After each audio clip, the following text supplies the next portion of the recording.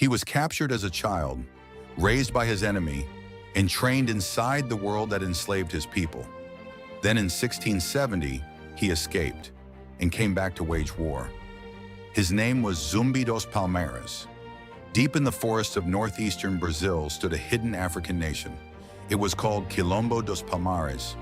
Founded by Africans who had escaped plantations, Palmares became a refuge for the enslaved.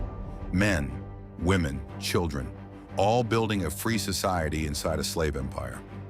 Zumbi was born in the 1655 inside Palmares, but as a small child, he was captured during a Portuguese raid.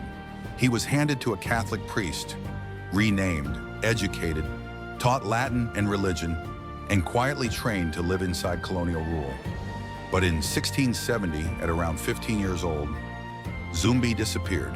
He fled back into the forest, back to Palmares, back to the people he was stolen from. When Zumbi returned, he didn't come as a refugee. He came as a fighter. He trained warriors, built intelligence networks, fortified villages, and turned Palmares into a military threat the colonizers could not ignore. Throughout the 1670s and 1680s, Portuguese and colonial militias attacked Palmares again and again. They burned villages, captured survivors, and hunted escape routes. But Zumbi's forces struck back. Ambushes, night raids, supply attacks. The forest became his weapon. In 1678, the colonial authorities offered Palmares a deal. Freedom, but only for those already living there. Anyone still enslaved would remain property. Zumbi rejected it. Freedom that leaves others in chains was not freedom. In 1694, a massive colonial army finally broke through Palmares' defenses.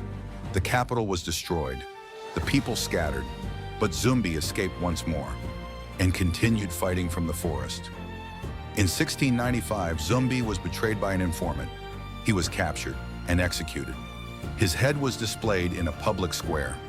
The message was simple: resistance would be erased. But Zumbi did not disappear.